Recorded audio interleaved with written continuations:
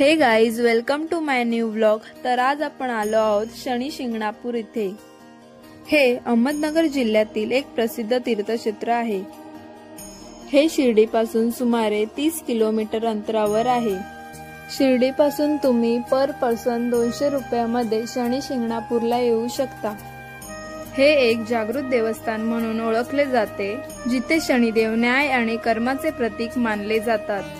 या गावातील घरांना कुलूप नसते, कारण लोकांचा असा विश्वास आहे शनिदेव सर्वांचे रक्षण करतात। हे मंदिर उघड्या जागेत आहे, जिथे शनिदेवांची मूर्ती कोणत्याही गाभाऱ्याशिवाय किंवा छताशिवाय आहे। इथे कोणतीही विशिष्ट पूजा प्रक्रिया नसते, पण भाविक मोहरीचे तेल, काळे कापड आणि लोखंडी वस्तू अर्पण करतात। सुमारे 150 वर्षापूर्वी एका पुरात ही शिळा वाहत सोनाई गावाजवळ आली। या स्तंभाला तसा वेगळा आकार नाही। त्या रात्री शनिदेवाने एका गावकऱ्याला दृष्टांत देऊन मामा भाच्यांनी मिळून माझी स्थापना करा असा दृष्टांत दिला आणि गावकऱ्याने ती शिळा उभी करून तिची पूजा करण्यास प्रारंभ केला। एका व्यापाऱ्याने नवस बोलल्यानंतर त्याला शनिदेव प्रसन्न झाल्याने त्याने शिळेभोवती चौथरा बांधला आहे। तसेच इथे नवग्रह मंदिर आहे।